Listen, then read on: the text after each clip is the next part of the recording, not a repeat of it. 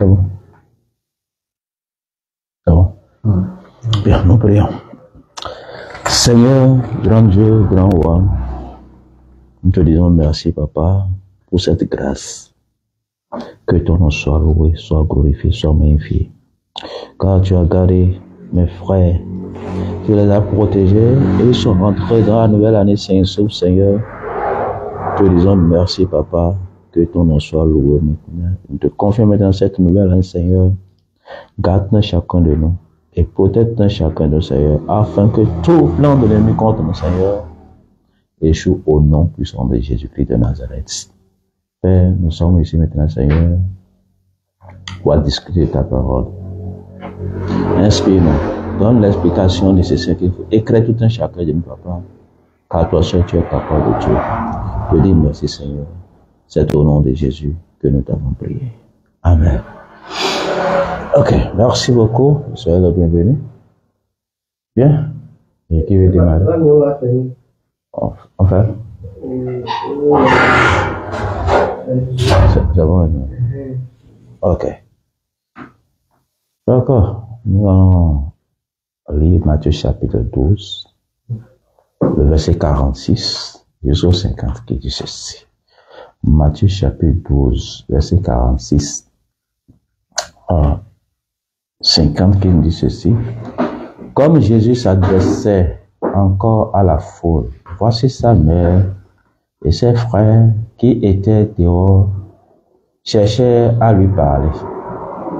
Quelqu'un lui dit, voici ta mère et tes frères sont dehors et ils cherchent à te parler. Mais Jésus répondit à celui qui le lui disait, qui est ma mère et qui sont mes frères? Puis, étendant la main sur ses disciples, il dit, voici ma mère et mes frères. Car quiconque fait la volonté de mon Père qui est dans les cieux, celui-là est mon frère et ma sœur et ma mère. Que le Seigneur bénisse sa parole. Ok, donc ici, le Seigneur était Jésus en train d'enseigner, donner un enseignement. La fois, quand les gens sont venus, ils disent, ta mère et tes frères sont dehors et ils te cherchent, ils désirent te voir. Jésus a regardé ses disciples, regardé autour de tous ceux-là qui étaient là, il dit, mais ils sont ceux-là qui sont mes frères ou ma mère. Mes frères, ma mère, c'est ceux qui sont ici, ceux qui sont en train de m'écouter. C'est ceux-là que je peux appeler mère et frère. Puisque ceux qui étaient là, ils écoutaient. Non. Donc, tous ceux qui étaient. Donc, ceux qui étaient là écoutaient Jésus, son enseignement, ce qu'il disait. Donc, ça, quand les garçons ils disent, mais c'est ceux qui m'écoutent là. C'est ceux-là qui sont appelés mère et frères pour moi. Et au verset 50, il dit ceci. Car quiconque fait la volonté de mon Père qui est dans les cieux, celui-là est mon frère et ma mère et ma sœur. Et quiconque fait la volonté, n'importe qui a accepté Dieu, il fait la volonté de Dieu. Jésus dit, mais celui-là, il est mon frère, ou ma sœur, ou ma mère. Mais quelqu'un qui ne fait pas la volonté de celui qui m'a créé, de Dieu là, n'est pas, je ne le connais pas. Je ne le connais pas en question ici, cela n'est pas dit qu'il a rejeté la personne. Non. Mais le souhait est que nous puissions, que chacun de nous, faire la volonté de Dieu. Le souhait est que nous ayons la crainte de Dieu, puisque c'est ça même d'abord, la crainte de Dieu là, c'est ce qu'il faut à tout un chacun de nous. On a vu ce qui s'est passé tout à l'heure. S'il y a vraiment celui-là, c'est vrai, même s'il a faim, et il va commander, c'est mieux que d'aller voler et d'être brûlé vivre immédiatement. Celui qui a faim, il a la crainte de Dieu, il peut venir à mon frère, j'ai faim, aide-moi. Ça, c'est autre chose. Mais celui qui n'a pas la crainte de Dieu, celui-là maintenant, il est prêt à tuer. Il est prêt à faire tout ce qu'il veut. Alors, donc là, on ne peut pas parler de la crainte de Dieu. On ne peut pas dire que oui.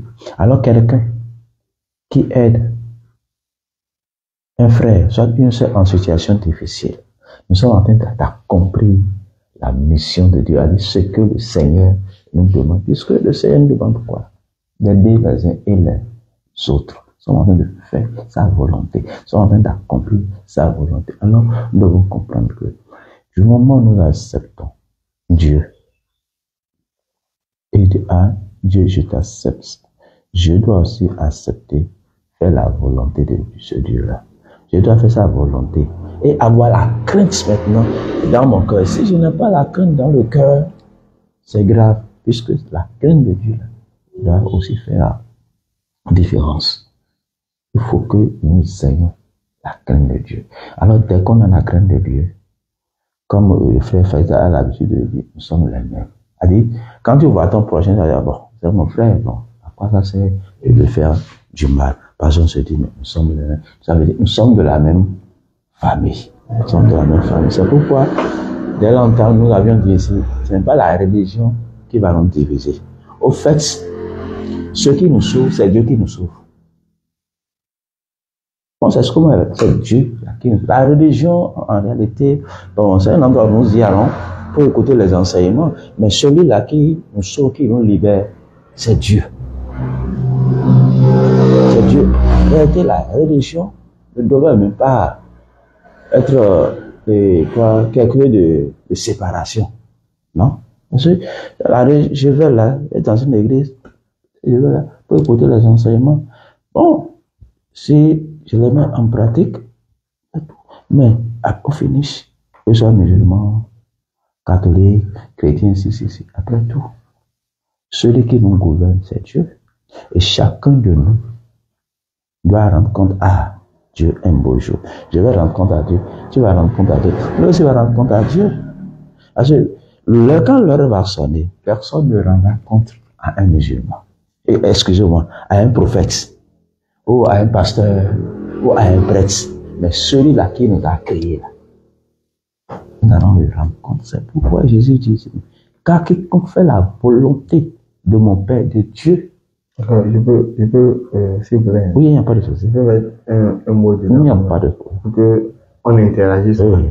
Voilà. Donc, vous avez dit, d'accord, alhamdoulilah, d'abord, je remercie le cher pasteur.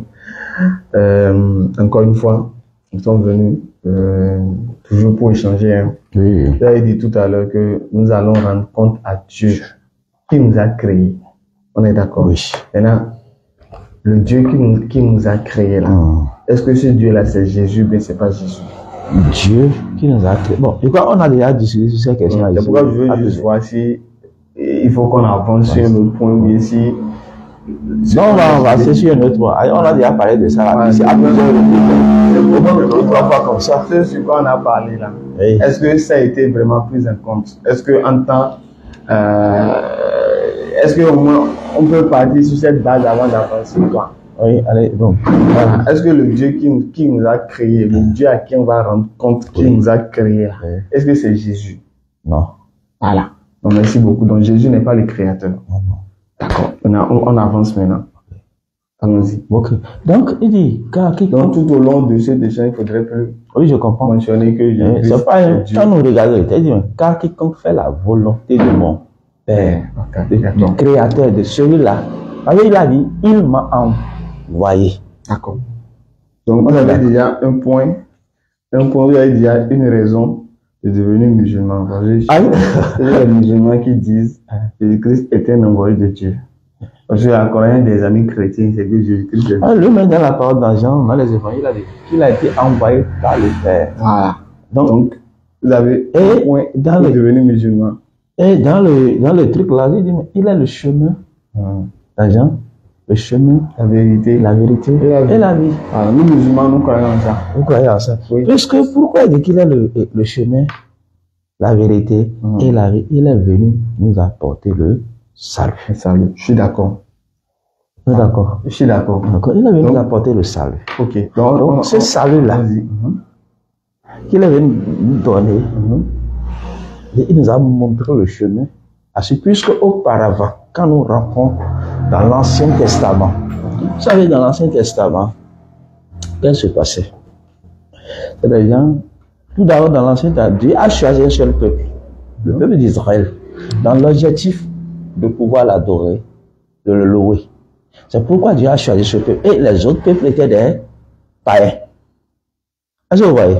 Les autres étaient des païens. Mais finalement, là, Dieu a constaté, le peuple qu'il a choisi là, à un moment donné, se rebelle contre lui. Maintenant, le peuple que Dieu avait choisi là, Israël. Le peuple que Dieu avait choisi là, comment ce peuple devait être sauvé? Pourquoi Dieu les avait choisis? Dieu les avait choisis, il vient de le dire tout à l'heure, dans l'objectif de pouvoir le louer, le l'adorer. Donc, ce qui veut dire que quand Dieu choisit un peuple, le but, c'est l'adoration. L'adoration, le louer, le glorifier. Ce n'est pas le sacrifice. Hein? Non, il n'y a pas quel genre de sacrifice. D'accord, allons-y. Maintenant, ce peuple s'est rebellé contre Dieu. Quand on parle de la rébellion contre Dieu, ce n'est pas aller chercher le goudin de Dieu. Non. Ils n'ont pas respecté les ordonnances, les prescriptions, les de Dieu. Et en dehors de ça, ils n'ont pas la crainte de ce Dieu-là. Ils se sont encore familiarisés. Ils ont commencé à adorer encore ce que les autres nations adorent. Mais Dieu dit, mais si ça n'est ainsi, à quoi ça sert? De ne pas sauver aussi les autres nations. C'est là où le Fils est venu. Puisque dans l'Ancien Testament, vous allez voir que si c'est lors de la Pâque, chaque maison, chaque famille va amener un agneau sans tache. Dans le but de pouvoir faire du sacrifice, de demander le pardon de ses péchés. C'est pourquoi l'Ancien dit un agneau sans tache. Mais un agneau sans tache, là, si nous regardons dans la prophétie, la typologie est que cet agneau-là représente pour nous aujourd'hui Jésus. Puisque quand il est venu, il quittait le chemin, la vie et la vérité. Maintenant, quand il est venu, après avoir fini de prêcher, il allait sur la croix. Sur la croix, son sang est reversé. Ce sang-là qui est versé pour le monde entier, pour l'humanité. On n'a plus besoin d'acheter un maillot pour pouvoir le faire du sacrifice. N'importe qui est libre. Parce que dans le temps, il y avait des sacrificateurs à qui vous devez confier ces agneaux-là. Et c'est eux qui vont immoler l'agneau. C'est eux qui vont parler à Dieu à votre place. Aujourd'hui, nous sommes libres, chacun est libre de s'adresser à Dieu, de parler à Dieu, de dire ses besoins à Dieu, puisque son Fils, il a pris, et ce Fils est devenu un agneau. C'est pourquoi Jean-Baptiste disait, voici l'agneau de Dieu qui ôte le péché du monde. Jésus, ils ont pris Christ là, qui s'est devenu un agneau, qui ôte maintenant nos péchés. Et à partir de là, on n'a plus le droit d'acheter un agneau ou soit un animal avant d'aller faire du sacrifice. Si j'achète un animal aujourd'hui, peut-être c'est pour faire du plaisir à mes amis, venez, on va manger, donc c'est tout. Parce que j'ai déjà reçu le pardon de Dieu là, au travers de son Fils Jésus. D'accord. On ne sait pas s'il y a encore. D'accord, j'ai compris ce que vous avez dit. Mais moi, j'ai certains points que je voulais souligner dedans. D'accord. Jésus-Christ, que la paix dans la soit sur lui. En fait, là, je ne veux pas me mettre dans une posture de débat avec le cher pasteur, d'accord? Non, c'est pas non, il semble non. Je veux beaucoup plus que le pasteur prête beaucoup plus attention aux propos que Jésus-Christ va prononcer. D'accord? Oui. Ce que vous avez dit là, il n'y a pas un verset qui sort de la bouche de Jésus où il a dit ce que vous avez dit là. Allez. Où il a dit, il faut qu'il vienne faire le sacrifice et que par ce sacrifice expiatoire, tous ceux qui vont croire en ce sacrifice, ils n'ont plus besoin de faire sacrifice. Moi, j'ai pas vu là où Jésus a dit ça. Sauf s'il y a un verset où vous allez me dire là où Jésus a dit ça. Et là, maintenant, on ira lire pour voir. Maintenant, ce que Jésus-Christ a dit, ce pourquoi Dieu l'a envoyé là. Quand il a commencé sa mission, quand il a réuni les apôtres, qu'est-ce qu'il a dit? Vous pouvez lire Marc 1,14 pour voir. Lisez Marc 1, 14, vous allez voir. Marc 1, verset 14. Oui, après que Jean ait été livré, Jésus alla dans la Galilée prêcher l'évangile de Dieu. Donc Jésus-Christ est allé prêcher l'évangile De Dieu. Donc il n'est pas allé prêcher sa mort. On dit il est allé prêcher l'évangile. Oui. L'évangile veut dire quoi? La bonne nouvelle. Oui. On va voir quelle était la chose la plus importante de la bonne nouvelle là. C'était quoi? Lisez la suite, s'il vous plaît. Il disait, le temps est proche, le temps est accompli. Et le royaume de Dieu est proche. Repentez-vous et croyez à la bonne nouvelle. Voilà. Qu'est-ce que Jésus-Christ a dit? Qu'est-ce qu'il a dit dans le premier mot qu'il a dit dans la bonne nouvelle? Il a dit quoi? Repentez-vous. Donc, première des choses, Jésus-Christ a d'abord appelé à abandonner le péché. Alors que, selon ce que peut-être les amis chrétiens enseignent, c'est que c'est comme si Jésus-Christ encourageait le péché. Parce que s'il dit, croyez juste en ma mort, c'est fini. Donc, ce qui veut dire que il n'a jamais à aucun moment interdit le péché. Mais il peut dire, bon, vous pouvez pécher, je suis déjà mort, selon les chrétiens. Alors que Jésus-Christ ici l'appelle à abandonner le péché. Et dit, le royaume de Dieu est proche. Croyez en la bonne nouvelle. Donc, comme pour vous dire, la première des choses de mon évangile là, c'est la repentance. Et ensuite, il faut croire à la bonne nouvelle. Croyez à la bonne nouvelle. Tu n'as pas dit croyez en la bonne nouvelle. Dans la sourate de verset 160, ceux qui se sont repentis, corrigés et déclarés. Je reçois le repenti, car c'est moi la première au repenti de miséricorde. Vous avez vu, cher pasteur, ici c'est Jésus-Christ qui parle. Oui, je le fais. Ici là, est-ce qu'il a dit de croire à ma mort ou bien il a appelé à se repentir? Il a tout d'abord, quand il est venu, c'est le début de sa mission. C'est le début de sa mission. Le début là, qu'est-ce qu'il a dit? Quand il est venu, tout d'abord même, on a parlé de Jean d'abord. Jean, même quand vous prenez Jean au début de son ministère, c'est le message que Jean a prêché, la repentance. Mais quand Jésus est venu, il a confirmé, lui aussi, il a continué.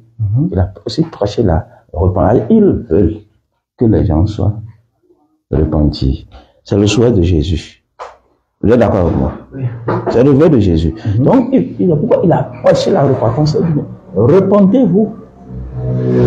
Là, le royaume des cieux ou le royaume de Dieu est proche. Repentez-vous. Il a dit, croyez. Quiconque accepte Dieu doit se repentir. Si tu ne te repens pas, si tu n'as pas la repentance, que tu acceptes Dieu, c'est zéro. D'abord, vous êtes d'accord avec moi? Je suis d'accord.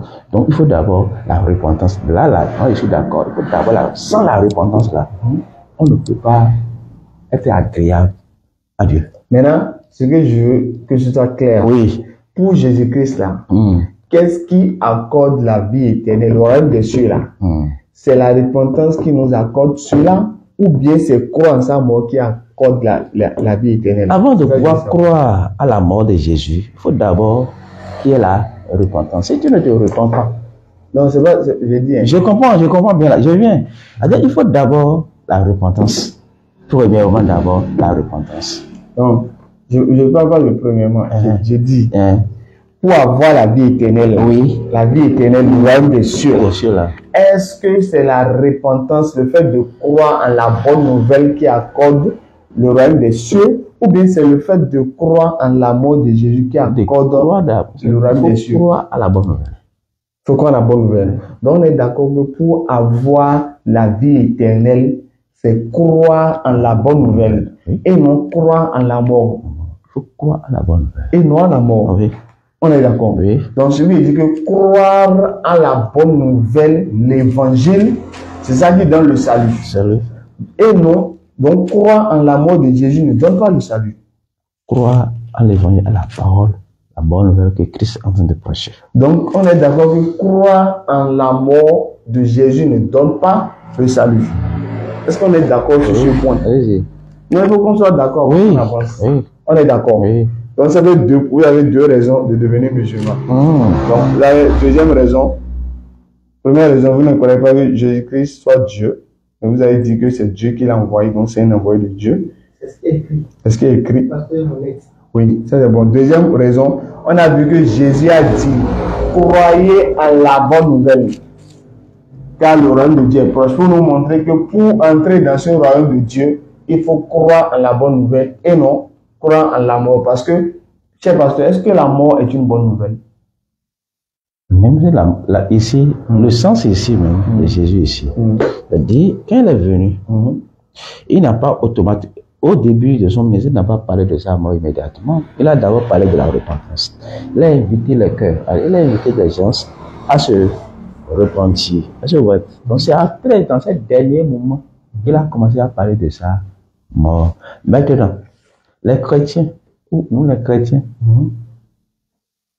nous savons que Christ est mort, mais il est ressuscité. Il n'est pas ressuscité, il est ressuscité. Il est ressuscité. Donc, ce qui est important, ce qui est nécessaire, c'est de croire à la parole de Dieu. D'accord. À la bonne nouvelle, de croire à l'évangile, à cette parole-là. Je dois me repentir. La parole, elle sauve. D'accord. Donc, c'est fini. Donc, ce qui veut dire, on remercie le pasteur d'avoir quand même été honnête, mais d'être quand même honnête et de reconnaître que selon les propos de Jésus, c'est croire à l'évangile, croire en la parole que Jésus-Christ prêche de la part de Dieu, que c'est en cela réside la vie éternelle. Oui, le pasteur a reconnu ça, ça au moins c'est bon, parce que c'est ce que Jésus a dit. Et Jésus a dit, Jean 14, 24, celui qui ne m'aime pas, garde pas mes paroles. Donc, pasteur, vraiment, vous gardez la parole de Jésus parce que il a dit, croyez en la bonne nouvelle, c'est-à-dire croyez à l'évangile que je prêche, et ainsi vous obtiendrez le royaume de Dieu qui est donc proche. Donc, vous avez deux raisons. Nous, les musulmans, nous disons oui, Jésus-Christ, ce que tu as dit est vrai. C'est parce que c'est la parole qui prêche, c'est la parole qui sauve. Le message prêché, l'évangile que tu as annoncé, c'est en elle qui a la vie et non en ta mort. C'est normal. Maintenant, parce que quand Jésus était là, il prêchait la bonne nouvelle. Selon ça, supposément, avant qu'il nous meure, il y a des gens qui mouraient avant lui. oui. Mais ceux-là qui ont compris, qui ont écouté l'évangile et qui sont morts, et qui n'étaient pas là avant sa mort. Avant sa mort. Ils iront où? Oui. Regardez un peu, cher pasteur. Vous prenons Marc 2, verset 5. Vous allez voir, cher pasteur. Prenons Marc 2, verset 5. Vous allez voir quelque chose. Marc 2, verset 5. Marc 2, verset 5. Jésus, voyant leur foi, dit au paralytique. Jésus a dit quoi au paralytique? Mon enfant, tes péchés sont pardonnés. Alors, ici, Jésus-Christ, il a pardonné. Les péchés du paralytique sont pardonnés, oui ou non? Oui. Est-ce que le paralytique a cru à la mort? Elle a cru à la mort de Jésus? Pour ce qui concerne la résurrection, la mort de Jésus, là, vous savez, il a dit, quand il est venu, il a d'abord prêché la résurrection. Et après, la repentance. Excusez-moi, la repentance. Donc, après, dans cette dernière parole, il a commencé à parler, mais au moment où il parlait de sa mort, les disciples n'ont pas cerné immédiatement ce que le Seigneur Jésus-Christ disait. Mais il ne faut pas finir, ils ont compris. Donc, il a commencé à parler de ça. C'est Christ qui était mort là. S'il n'était pas ressuscité d'entre les morts, ça veut dire que tout ce qu'il a eu à faire là, on n'aura pas son accomplissement. On n'aura pas son accomplissement. Parce qu'il dit, il va mourir au troisième jour qu'il ressusciterait d'entre les morts. Alors qu'il ressusciterait d'entre les morts. Maintenant, ce qui est nécessaire, ce qui est important ici, c'est de croire à la bonne nouvelle. Est-ce que vous voyez? Maintenant, au moment où on devait crucifier Jésus-Christ, il est écrit dans la parole qu'il y avait deux brigands qui étaient crucifiés l'un à côté, l'autre sur là. Donc, les deux là, quelqu'un lui a dit, mais si tu es réellement le Fils de Dieu, sauve-toi toi-même, et sauve-nous. Mais l'autre le reprenait. Que lui n'a rien fait. Ne crains-tu pas Dieu, toi qui subis la même condamnation? Pour nous, c'est justice. Et l'autre dit, mais et Jésus dit, il n'a rien fait. Nous avons fait ceci. Nous avons mérité nos crimes. Puisque sur la croix, vous avez le second là, ce qu'il a dit, sur la croix, il reconnaît que quoi? C'est tort. Voilà. Et il s'est repenti. Jésus l'a dit ce soir même. Nous allons manger à la table de mort. Maintenant, qu'est-ce qui a valu le paradis à cet homme? À cet homme-là. C'est la repentance. Donc c'est pas la mort de Jésus. C'est la repentance. On est d'accord que c'est pas la mort de Jésus. La mort de Jésus, la repentance est capitale pour tout homme. Vous êtes d'accord avec moi? Oui. Je suis d'accord. Non, ce qu'il dit, quand on parle de la mort de Jésus là, a dit la mort de Jésus confirme maintenant tout ce qu'il a eu à. Non, c'est pas d'accord. Moi je parle. Bon, on parle de la repentance. Voilà, je suis d'accord. Oui. Vous êtes d'accord que pour avoir le pardon des péchés là, pour avoir le pardon des péchés, pour avoir le paradis, il faut la repentance. Voilà. Donc le paradis, toutes choses. On est d'accord que le paradis là n'a rien à voir avec la mort de Jésus. Donc il faut la repentance. Donc le paradis n'a rien à voir avec la mort de Jésus. Oui, allez-y. On est d'accord. Il faut la repentance. Hein? La repentance. Je veux que vous dites que oui, je suis d'accord. Il dit, il faut la. Quand il dit, il faut la. Je suis d'accord avec ce que tu dis. Je n'ai pas rejeté. Je n'ai pas rejeté ce que tu as dit. Je suis d'accord qu'il faut la repentance pour avoir accès au paradis. Puisque dans Marc, il y avait un jeune homme qui avait tous les biens de ce monde. Et c'est à propos de Jésus. Il dit, bon, mais que dois-je faire pour avoir la vie éternelle? Jésus lui a dit, va, vends tout ce que tu as, donne-le aux pauvres.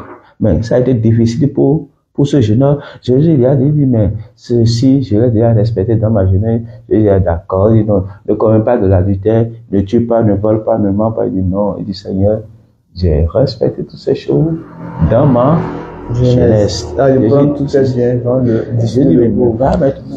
Et suis-moi. Suis-moi. Puisque qu'est-ce qu'il lui manquait? Il lui manquait la repentance. D'accord.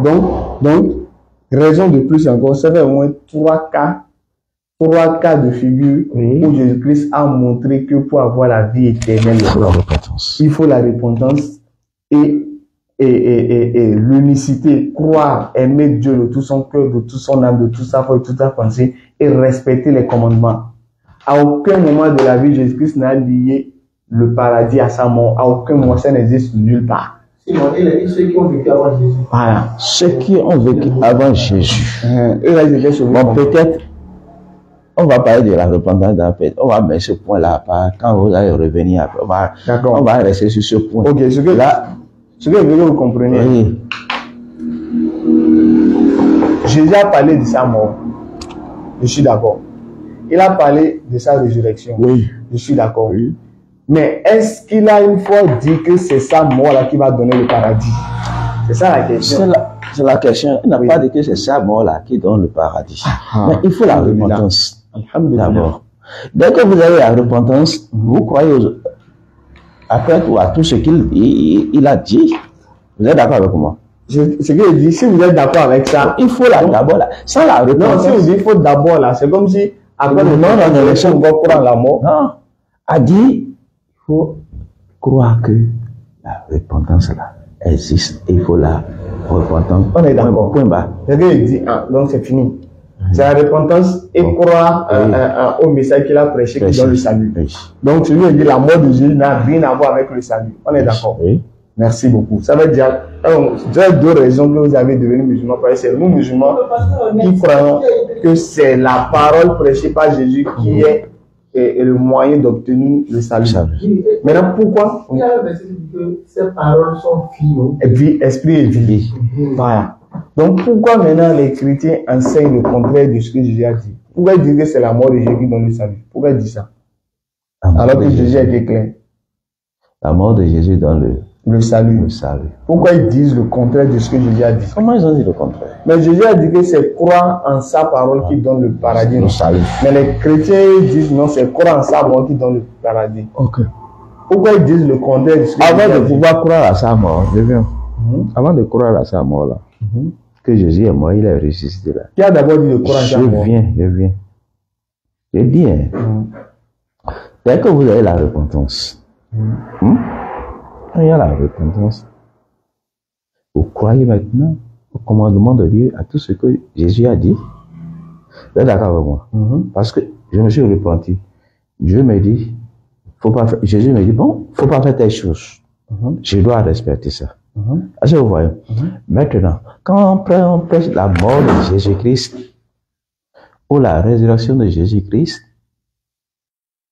c'est des choses. Parce que lui-même, il a mentionné ça, il a parlé de ça dans la parole, qu'il mourrait et qu'au troisième jour, il ressusciterait d'entre les morts. Mais il n'a pas dit, c'est cette mort-là. Quand il est venu, il n'a pas parlé immédiatement de sa mort. Vous êtes d'accord avec moi? Il a commencé par la repentance. Voyez-vous? La mort dont il a parlé, c'est par là que lui a passé pour aller rejoindre le Père. Mais il ressuscitait le troisième jour. Voyez-vous? Donc, celui qui a la repentance, qui croit à la parole, va savoir qu'il est sauvé. Donc, question de mort, de ci. Donc, quand je crois à la bonne nouvelle, je suis sauvé. J'ai la vie éternelle. Il y en a qui a dit de croire à la mort de Jésus. Qui a dit ça? Qui a dit croyez à la mort de Jésus? Qui a dit ça? Parce que Jésus a dit croyez en moi et croyez en Dieu. Est-ce que vous voyez? Jean 14 premier. Croyez en moi et croyez en Dieu. Maintenant, peut-être là, ce que nous disons, c'est dans les interprétations. Non, je dis, qui a dit croyez en la mort de Jésus? Qui a dit la phrase là? C'est qui? Est-ce que quelqu'un a dit ça? Si tu as le verset, dis-moi le verset. Non, les chrétiens, non. Ils disent qu'il faut croire en la mort de Jésus pour avoir le salut. C'est dans les trucs là, dans l'interprétation. Donc, c'est pas écrit. 843. Ok. Alhamdulillah, donc c'est pas écrit. 843, oui. Il faut aussi que j'annonce aux autres villes la bonne nouvelle du royaume de Dieu. Car c'est pour cela que j'ai été envoyé. Vous avez vu? Oui. Jésus a été envoyé pourquoi? Est-ce que pour la bonne nouvelle, pour la repentance? Donc, est-ce que c'est ce que Jésus-Christ a dit, qui est écrit qu'il faut prendre, ou bien c'est ce que les chrétiens disent comme interprétation qu'il faut prendre? Mon frère, moi, il dit toujours quelque chose. Il faut croire à ce qui est dans ce que Jésus a dit. Parce que nous n'avons pas sur les interprétations. Si nous suivons les interprétations, on risque de se perdre encore tous. Mais il faut croire. Qu'est-ce que Jésus a dit? D'accord, c'est tout. Maintenant, peut-être celui qui a interprété ça de cette manière, peut-être c'est la compréhension que lui a eu de ça. Donc, nous n'allons pas prendre ça là comme un préjugé, vous dites si, non. D'accord. Donc, vous d'accord avec moi. Ce qui est là, ce que je crois la repentance.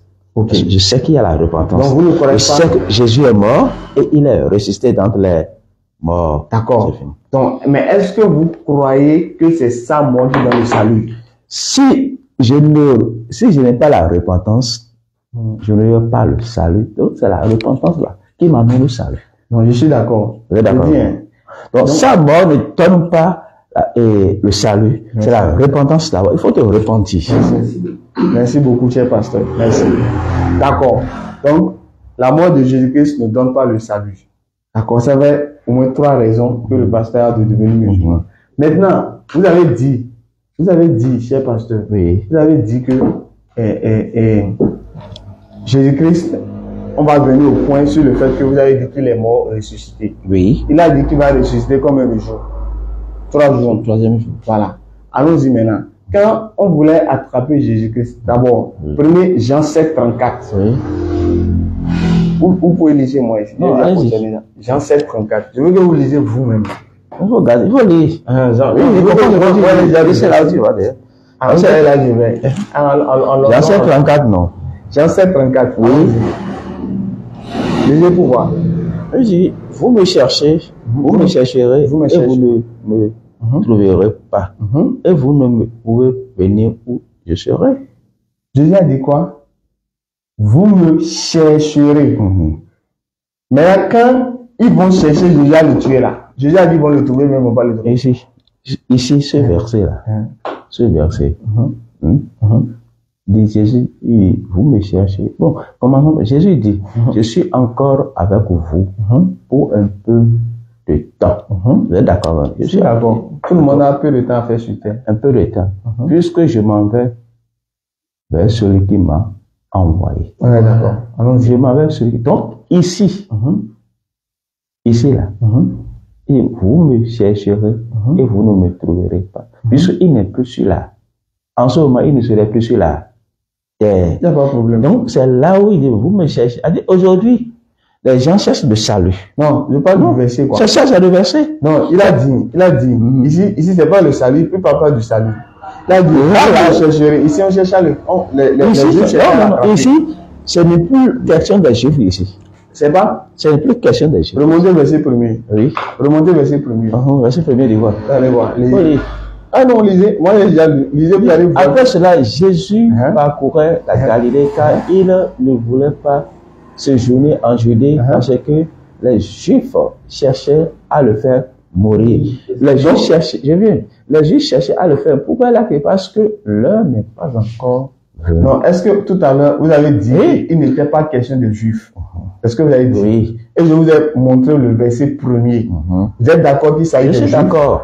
C'est bon? Ici, mais ici, là, il est question ici, ce qu'on dit ici, là. Est-ce que vous êtes d'accord qu'il est question des Juifs qui cherchaient à le faire mourir? Les Juifs qui cherchaient à le faire mourir. Si Jésus a quitté là, est-ce que vous êtes d'accord? Je suis d'accord. Je suis d'accord. Vous êtes d'accord? Oui. Maintenant, comme c'est le cas là, qu'est-ce qu'il a dit aux Juifs là?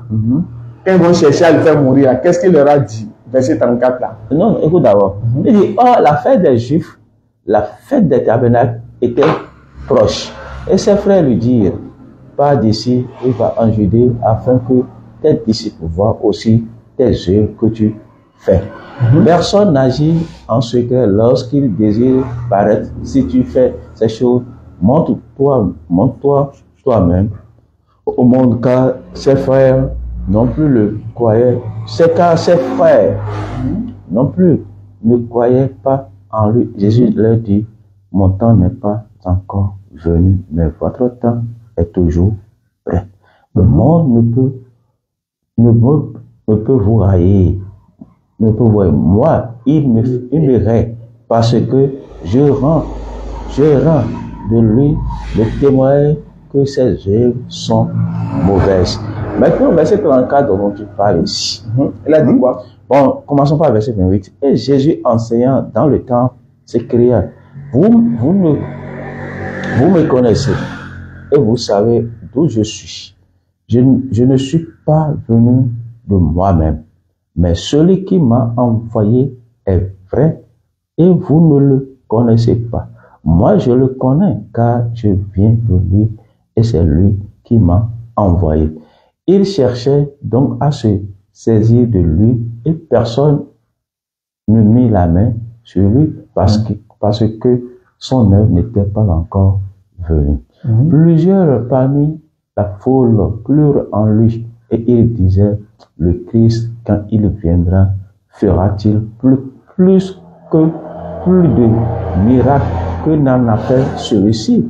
Les pharisiens n'entendirent la foule murmurer de lui ces choses. Alors les principaux sacrificateurs et les pharisiens envoyèrent des huissiers pour le saisir. Jésus dit, je suis encore avec vous pour un peu de temps. Puis je m'en vais vers celui qui m'a envoyé.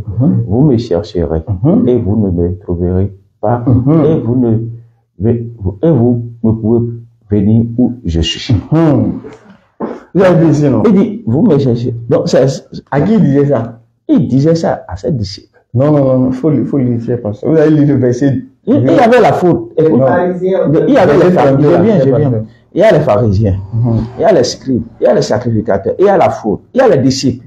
Donc, il y a Jésus lui-même. Donc, il disait ça à ceux qui étaient là, les pharisiens là. Qui sont ceux qui cherchaient à l'attraper chez qui? C'est les pharisiens là, les scribes.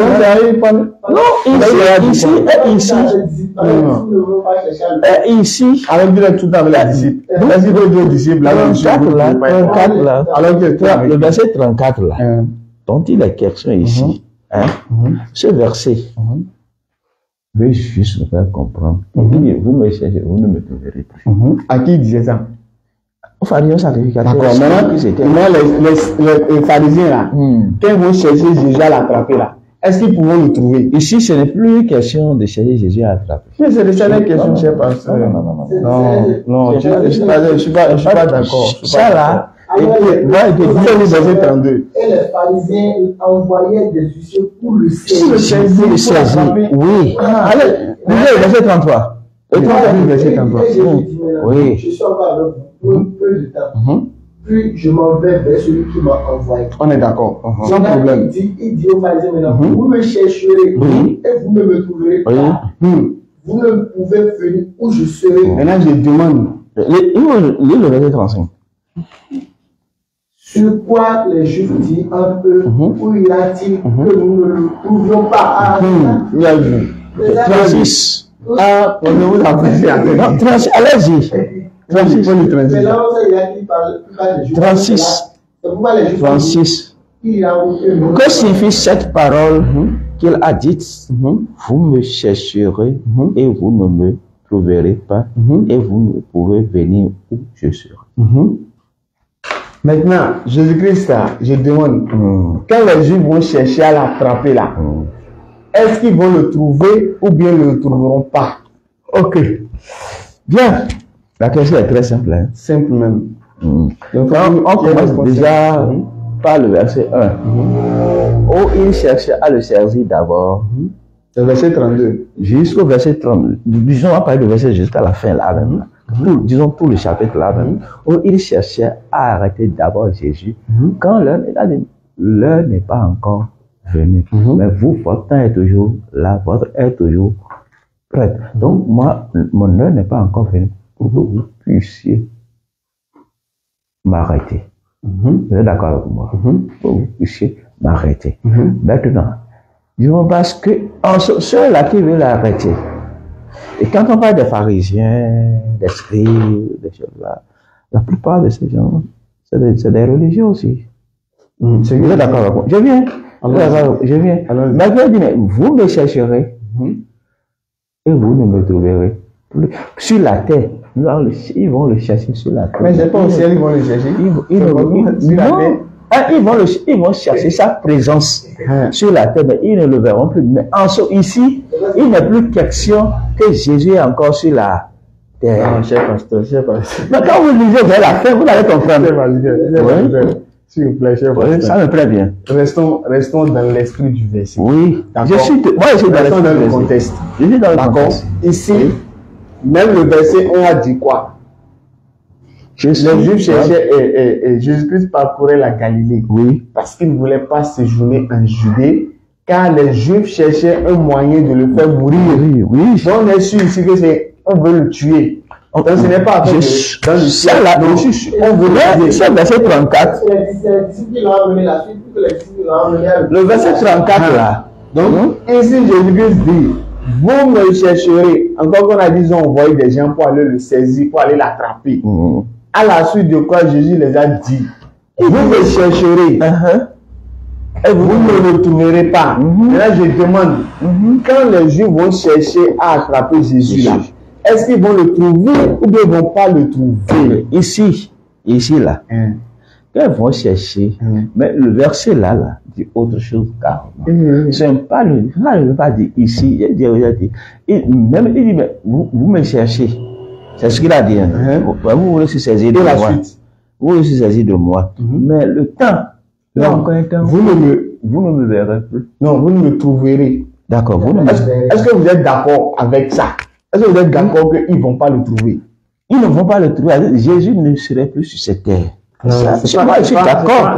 Est-ce qu'il a dit ça dans le verset? Même si c'est le sens du verset. Non, je veux qu'on reste le verset.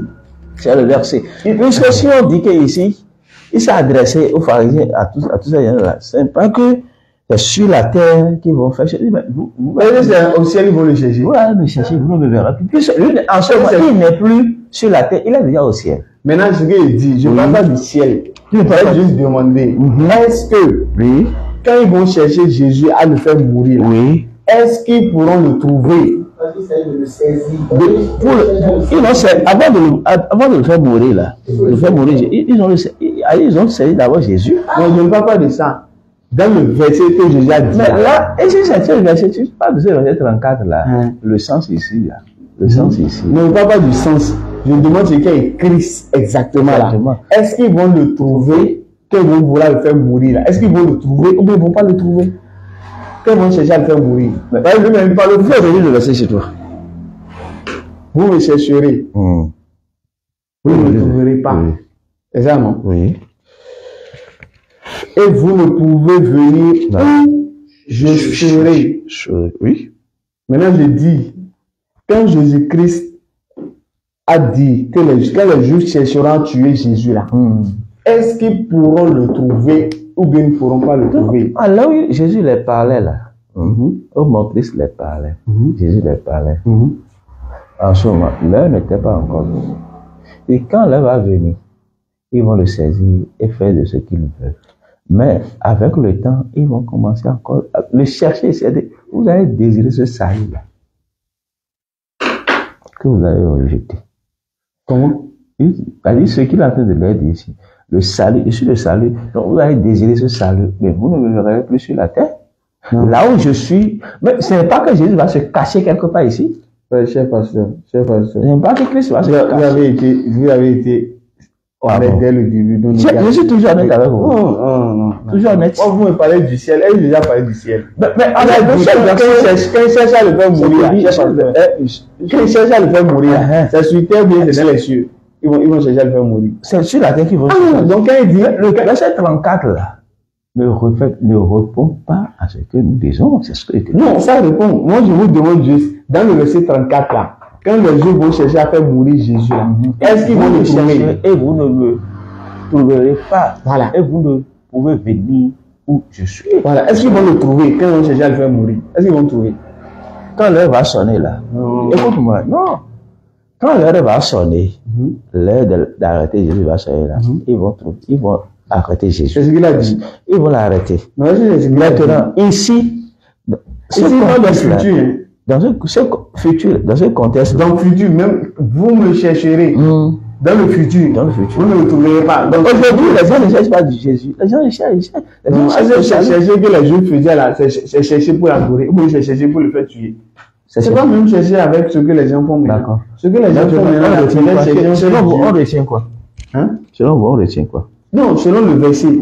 Jésus a dit, vous me chercherez. Et vous ne me trouverez pas. Donc on est d'accord que même dans le futur là, ils vont pas l'attraper. Est-ce que vous êtes d'accord qu'ils vont pas trouver Jésus quand ils vont chercher à le tuer? À le tuer? Vous êtes d'accord? Et comment ils l'ont tué? Est-ce que vous êtes d'abord d'accord qu'ils vont pas le trouver sur la base de ce que Jésus a dit d'abord? Ici là, ce verset là, il y a ici, que nous voyons là, devant nous là. Jésus a parlé. Et le temps viendra, vous me chercherez, vous ne me trouverez plus. Tu es d'accord? Vous êtes d'accord? Ne pas. Pas plus haut, pas haut. Non, c'est pas mais si vous dites plus, c'est comme si il y a un moment, ils l'ont attrapé, et il y a un autre moment où ils ne pourront pas l'attraper. Lui, il a dit pas, vous ne me trouverez pas. Sur la terre, ils l'ont arrêté, ils l'ont crucifié. On est d'accord avec vous. Ça, c'est ce qui est écrit après. Moi, j'aurais d'abord sur le verset ici, là. Ce verset-là. Jésus a dit, quand ils vont le chercher, là, est-ce qu'ils vont le trouver ou ils ne vont pas le trouver? Est-ce que quand ils ont, après sa mort, est-ce que quand ils ont cherché? Non, est-ce que c'est après sa mort? C'est de ça qu'il a question. Ce verset, c'est de ça qu'il a question. Donc, on l'a trouvé. Donc, ils ont trouvé Jésus. Quand ils cherchaient à le faire mourir, ils ont trouvé Jésus. Oui. Donc là, Jésus a été arrêté. Donc, qu'est-ce que vous nous a dit? Jésus a, j'avoue, le verset là, ce verset là, ne parle pas de choses là, de l'arrêtation sur la terre. Quand l'heure a sonné là. Ça ne parle pas de l'arrestation sur la terre. Maintenant, vous me chercherez. Mais est-ce que dans le ciel, ils vont l'arrêter? Et c'est au ciel, ils vont l'arrêter. On dit, vous me chercherez là, et vous ne me trouverez pas. Dit, ils vont désirer le salut. Mais non, c'est pas de sérieux question. Bon, d'accord. Dans le contexte là, Jésus, on a dit même verset 32 là, qu'ils ont envoyé des gens pour le saisir. Donc ce n'est pas pour ceux qui sont venus le saisir. Ceux qui sont venus le saisir en ce moment là, est-ce qu'ils ont pu saisir Jésus? Non. C'est ce qu'il dit dans le verset. Non, c'est parce que l'heure n'est pas encore venue. Je suis d'accord. Donc l'heure va venir dans le futur. L'heure va venir dans le futur. Voilà, Jésus aussi là conjugué les verbes là au futur. Maintenant dans le futur là. Cher pasteur, dans le futur là, est-ce que quand ils vont chercher Jésus dans le futur là, est-ce qu'ils vont le trouver? Selon Jésus. Dans le futur, est-ce qu'ils vont le trouver? Dans le verset. Le trouver ici, bon, on le verrait que physiquement comme ça. Non, je ne parle pas de comment. Je parle, est-ce qu'ils vont le trouver? Est-ce qu'ils vont le trouver? Pour l'arrêter ou bien pour le faire quoi? Ah, c'est pour l'arrêter, on cherchait, non? C'est pourquoi on envoie des gens pour l'arrêter. Mais, sachez que, est-ce qu'ils vont le trouver d'abord? Il faut savoir que ils ont trouvé Jésus et ils ont arrêté Jésus. Non, je ne parle pas de ce que vous allez dire. Ici, c'est Jésus qui parle. Mais vous ne croyez pas au propos de Jésus. Ah, je crois. Ah, maintenant que Jésus a dit ici, est-ce qu'ils vont le trouver quand ils vont le chercher? Quand ils vont le chercher là.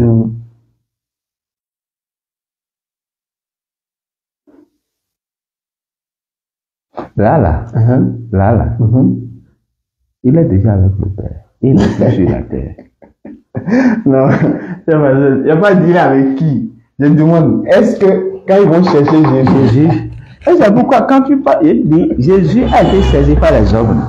C'est pas, il n'est pas allé sur la croix. D'accord, qu'est-ce que Dieu nous a dit? Quand ils vont le chercher là, qu'est-ce qu'il a dit? Ça va arriver. Qu'ils ne le verront plus. C'est vrai, hein? C'est vrai qu'ils ne le trouveront pas, non? C'est vrai? Oui. Donc quand on va chercher Jésus, ils ne vont pas le trouver. Sur la terre. C'est sur la terre, on le cherche, non? Mais c'est le mais ici, c'est sur la terre. Même ici, le verset là. C'est sur la terre, le ciel, non? Ou bien on va le chercher dans le ciel. C'est sur la terre, non? Ou bien, les disciples, les Juifs sont allés dans le ciel pour le chercher. Non, on dirait que c'est sur la terre. Maintenant, ils demandent, quand ils vont le chercher là, il a dit qu'ils ne vont pas le trouver. Est-ce que vous êtes d'accord qu'ils ne vont pas le trouver? Oui. Vous êtes d'accord? Oui. Maintenant, s'ils ne vont pas le trouver là, est-ce qu'alors que l'amener à la croix? Si. Jésus a dit, quand on va le chercher là, on ne va pas le trouver. On est d'accord? Donc les Juifs n'ont pas trouvé Jésus alors. On est d'accord? Donc ils n'ont pas attrapé Jésus alors. Jésus a déjà attrapé avant d'aller sur la croix. Donc Jésus a dit, il nous a menti. J'ai bien arrêté. Donc, lui nous a dit qu'ils ne vont pas le trouver. Ici, Jésus n'a pas menti. Le sens ici, le sens là diffère. D'accord. On va avancer, cher pasteur. Ce que j'aurais voulu que vous compreniez, c'est que sur la base des propos de Jésus, on ne peut pas arrêter Jésus. C'est ce que lui-même a dit.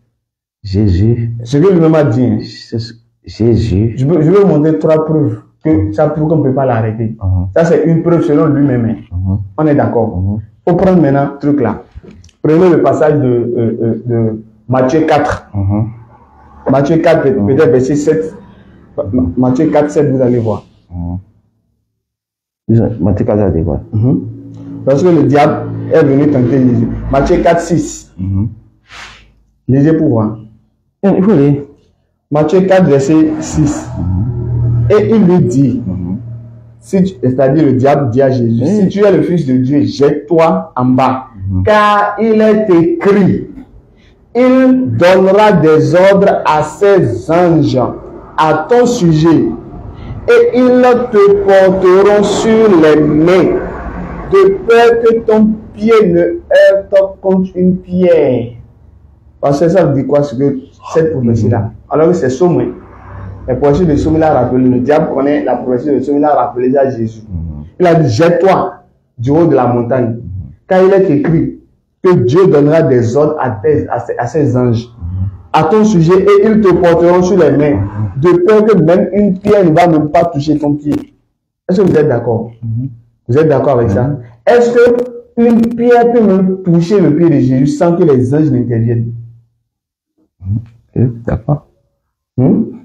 D'accord avec ça. Allez-y. Vous êtes d'accord? Si une pierre ne peut pas toucher le pied de Jésus sans que les anges vont intervenir, est-ce que alors on peut le couler à la croix sans que les anges interviennent? Vous savez, la mort de Jésus, là, aller sur la croix, c'est déjà une prophétie depuis l'Ancien Testament. Non, ce n'est pas une prophétie, cher pasteur. Aucune prophétie n'a dit que Jésus allait mourir à la croix. Ça n'existe nulle part. Oui. Si ça existait dans la prophétie, là, pourquoi quand Jésus est venu, les apôtres n'ont pas compris qu'il était venu, il devait mourir ressuscité? Alors que c'était déjà écrit dans l'Ancien Testament. Si c'était déjà écrit dans l'Ancien Testament, les apôtres ne connaissaient pas l'Ancien Testament. Ils connaissaient, non? Mais pourquoi Jésus leur parle de la mort et de la résurrection, ils n'ont pas compris? Alors que c'était déjà écrit. Ils n'ont pas compris, non? Alors que c'est écrit. Ou bien ils ne connaissent pas l'Ancien Testament. Marc 9, verset 32. Jésus-Christ parlait de sa mort, résurrection. On dit les apôtres, ils ne comprenaient pas ce que ça veut dire mourir ressuscité. Mais comment ça veut dire que vous ne comprenez pas mourir ressuscité? Qui a choisi les apôtres? Alors, c'est Jésus. Mais pourquoi ils n'ont pas compris? S'ils n'ont pas compris. Pourquoi? Et quand lui, il a choisi les disciples, il les a formés. Pourquoi ils n'ont pas compris? Voilà. Il y a si. S'ils n'ont pas compris. Pourquoi d'abord? Pourquoi ils n'ont pas compris? Alors que c'était déjà dit dans l'Ancien Testament. Et s'ils n'ont pas connaissance de ça? Hein? Et s'ils n'ont pas connaissance de ça? Donc les apôtres ne connaissent pas l'Ancien Testament. Bon, mais il avait les choisir. Quand ces apôtres-là faisaient quoi?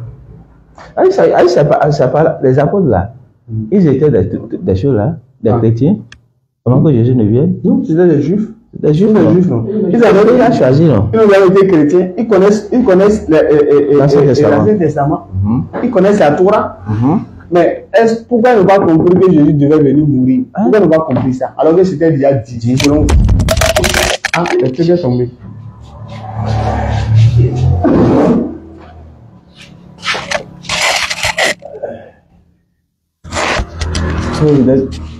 Doucement. Allez, pas bon. Donc, il y avait la prophétie. D'accord. Il y a la prophétie de Jésus là. Et quelle prophétie a dit Jésus va venir mourir? C'est-à-dire, Jésus va venir mourir là. C'est quelle prophétie qui a dit ça? C'est dans la parole, si tu veux. Donne-moi une seule prophétie, cher pasteur, qui dit Jésus va venir mourir. C'est quelle prophétie? Non, une seule prophétie qui dit Jésus va venir mourir. Donc, si je comprends, mais tu ne crois pas à la mort de Jésus. Hein? Tu ne crois pas à ça. Mais Jésus n'a jamais dit de croire en ça. C'est ça le problème, cher pasteur. Ici, le verset dans lequel nous sommes là. Si je dis, bon, oui, j'accepte que ça là, ils vont le chercher, et que je suis la terre, là, ça ne cadre pas. Ça ne cadre pas. Mais où est-ce qu'ils vont le chercher, cher pasteur? Ils vont le chercher là. Où? Bien. Sur terre, bien dans le ciel. Ça là, vous me chercherez. C'est sur terre, c'est dans le ciel. Ça pourrait être dit. Le sens dans lequel il parlait ici. Là. Mais je ne parle pas du sens. Ouais, quand ils vont le chercher là, c'est sur terre ou c'est dans le ciel? Chercher Jésus pour l'arrêter, c'est une question de terre. C'est sur terre, non? C'est sur terre. Maintenant, quand ils vont le chercher sur terre là, est-ce qu'ils vont le trouver? Selon lui. Sur la terre. Est-ce qu'ils vont le trouver? Ils vont le trouver. Lisez le verset 34. S'ils vont le trouver, ils vont le trouver. Il faut lire le verset 34. Je viens. Marc 7, 34. Non, lisez le verset 34 d'abord. Je viens. Mais je vais les âger moi. Il faut les âger toi. Marc 7, 34. Ah, tout à l'heure, on a lu, Jésus, ils ne vont pas le trouver. Vous avez dit encore qu'ils vont le trouver. Vas-y. Marc 7, verset 34. Verset 34.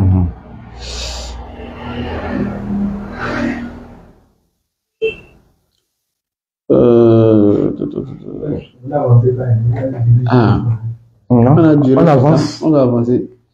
Où est le verset là? Le truc, ça a quitté chez moi ici. C'est Marc 7, non? 7, 34. Qui disait ceci, 7, 34. C'est Jean, hein? Jean 7, 34. Lisez Marc. C'est là? Oui. Vous me chercherez et vous ne me trouverez pas. Parce qu'ils vont le trouver, mais on ne va pas le trouver. Oh, d'accord. Regardons le verset. Lisons Matthieu. Non, est-ce qu'ils vont le trouver d'abord? Lisons Matthieu. Si on le trouvait ou pas, on verra. Lisons Matthieu. D'accord. Matthieu 26. Allô? Allô, salam.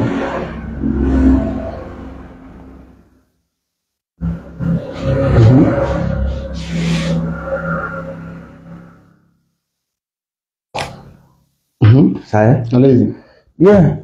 Matthieu 26, verset 47. Et ceci. Comme il parlait encore, voici, Judas, l'un des 12, arriva, et avec lui une foule nombreuse, armée, d'épées et de bâtons, envoyée par les principaux sacrificateurs et par les anciens du peuple. Celui que le livre leur avait donné ce signe. Celui que je baiserai, c'est lui, saisissez-le. Aussitôt, s'approchant de Jésus, il dit, salut, Rabbi, et il le baisa. Jésus lui dit, mon ami, ce que tu es venu faire, fais-le. Alors, ces gens s'avançaient, mirent la main sur Jésus et le saisirent. Et voici un de ceux qui étaient avec Jésus, étendit la main et tira son épée. Il frappa le serviteur du souverain sacrificateur et lui emporta l'oreille. Alors Jésus lui dit, remettons l'épée à sa place, car tous ceux qui prendront l'épée périront par l'épée. Voyez-vous donc, ici, Jésus, le texte de quoi? Quand ils sont venus vers eux, ils m'ont arrêté, il a été saisi. Jésus est saisi. Vous êtes d'accord avec moi? D'accord. Dans Matthieu, là, il dit, mais Jésus lui il dit, mon ami, il parlait à Jésus, il dit, mon ami, ce que tu es venu faire, fais-le. Alors, ces gens s'avançaient. Qui sont ceux-là? Les sacrificateurs là, puisque vers le haut du main. Comme il parlait encore, voici Judas, l'un des 12, arriva, et avec lui une foule nombreuse, une foule armée d'épées et de bâtons, envoyés par les principaux sacrificateurs par les anciens du peuple. Celui qui le livrait leur avait donné ce signe. Donc c'est pas berger. Donc, qui va faire? Et au verset 50, Jésus lui dit, mon ami, ce que tu es venu faire, fais-le. Alors, ces gens s'avançaient. Ceux-là qu'on a envoyés. Jésus, personne ne refusait pas. Ceux qui sont venus, ceux-là qu'on a envoyés, s'avançaient, la main. Ma question est là, quoi. Qu'est-ce que quand on voulait l'arrêter, lui, on l'a dit quoi? Au verset 34 déjà là. C'est pourquoi il vous disait, Jésus a été arrêté. Mais le verset il l'a dit. Là. Vous me chercherez là et vous ne me trouverez plus là. Trouvez pas. Pas, ok. Pas. Là. Jésus, ici, il a déjà saisi. Hein? Attends. Où est-ce qu'ils l'ont saisi? Ils l'ont saisi. Jésus a été arrêté. Non, ils n'ont pas saisi. Ah, ils n'ont pas saisi. Non, il faut lire le verset 32. On dit, c'est un jeton, on envoyait pour aller le saisir. Lisez le verset 32, voilà. On dit, alors les principaux sacrificateurs et les pharisiens envoyèrent des huissiers pour le saisir. Un moitié de quoi? Pour le saisir. Ah, donc c'est pour ça. C'est ça qui est confirmé ici. Non, ils l'ont saisi. Oui, ils l'ont saisi. Et pourquoi ils disent qu'ils ne vont pas le trouver? Quand Jésus dit que vous ne le verrez plus là, qui ne veut plus le trouver là, vous ne le verrez pas où, qui ne veut plus le trouver là. Mais il n'est plus sur cette terre. Donc les gens vont désirer à le voir maintenant. Puisque du moment où il y aura des difficultés, des problèmes, les gens vont chercher à le voir. On va avancer sur notre point. On va avancer. Prenez Matthieu, vous avez dit, prenez Matthieu 12. Oui. Matthieu 12, 40. Vous allez voir, on va lire quelque chose, vous allez voir. Matthieu 12. Matthieu 12, verset 40. Vous avez déjà validé 2 points. 12, 40. J'ai 2 points qui vous amènent, 12, 40. qui vous rapprochent de l'islam. Oui. 2 points. Vous avez dit Jésus n'est pas Dieu. Ça, c'est déjà bon. Vous avez dit que Jésus-Christ, c'est pas sa mort qui donne le salut. Ça, c'est déjà bon. 12 combien? 12, verset 40. 40 dit quoi? Lisez pour voir. Car de même que Jonas fut 3 jours et 3 nuits dans le ventre d'un grand poisson, même le Fils de l'homme sera 3 jours et 3 nuits dans le sein de la terre. Voilà. Qu'est-ce que Jésus a dit ici? Il a dit quoi? Si Jonas a fait 3 jours dans le ventre du poisson, Jonas a fait 3 jours dans l'Ancien Testament, c'est le symbole. D'accord avec moi? De sa mort. Symbole de la mort de qui? Il parle de Jésus, non? C'est le Jésus même qui parle ici. C'est lui-même. Il parle de quoi ici? Vous connaissez le contexte? Il parle de quoi? Vous connaissez le contexte? Jésus parle de quoi ici? C'est ça il dit. Vous connaissez le contexte? Il dit car de même que Jonas fut. Oui, est-ce que vous connaissez le contexte? Bien sûr que oui. C'est quoi le contexte? Quel contexte? Ici, dans le cas de Jésus, il dit, mais écoute bien, et car de même que Jonas fut 3 jours et 3 nuits dans le ventre d'un grand poisson, de même le Fils de l'homme sera 3 jours et 3 nuits dans le sein de la terre. Mais quand nous remontons, il a dit quoi? Non, Jonas a fait 3 jours, 3 nuits. Allons-y. Dans le poisson. Il était mort ou bien il était vivant? Qui? Jonas. Après que le poisson a rejeté Jonas. Est-ce qu'il était mort en faisant 3 jours? Les 3 jours, 3 nuits, est-ce qu'il était mort? Non. Il n'était pas mort. Non. Et Jésus a dit quoi? De même que Jonas a fait 3 jours, 3 nuits vivant là. Vivant. Lui-même, il va faire quoi? Il a fait 3 jours et 3 nuits. Mort bien vivant. 3 nuits, 3 jours Il a dit mort ou bien vivant. Il a dit quoi dans le verset? Non. Dieu a fait 3 jours, 3 nuits, c'est mort ou bien c'est vivant. Il est dans le ventre d'un grand poisson. De même, le Fils de l'homme, 3 jours et 3 nuits dans le sein de la terre. Dans le sein de la terre, veut dire quoi ici? Ça veut dire quoi? Allez-y. Il dit, mais il parlait toujours de sa mort là. Quand il va mourir là, il fera 3 jours. Quand ils vont l'enterrer, au 3e jour, il ressusciterait. Maintenant, dans les 3 jours, 3 nuits. Donc c'est là où nous on dit Jésus est toujours vivant, il n'est pas mort. Non. Est-ce que, lorsqu'il était lorsque l'autre était dans le ventre de la baleine là, il était mort en faisant les 3 jours, 3 nuits. Jonas, non?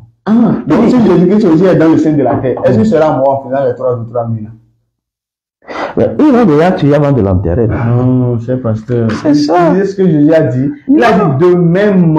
De même que. A dit que comme Jonas. Le contexte. Quand il dit de même là, ça dit quoi, c'est pasteur?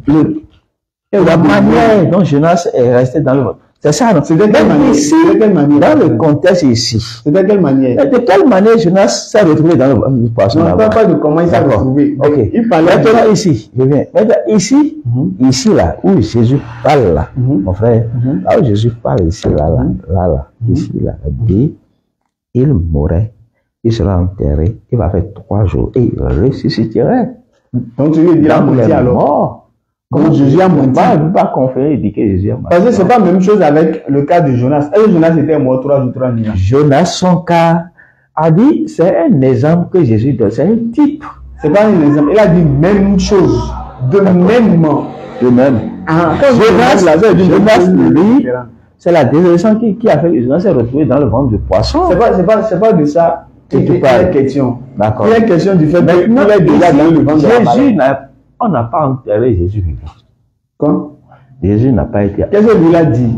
Les 3 jours, 3 nuits que Jonas a fait là. Il était mort, il était vivant.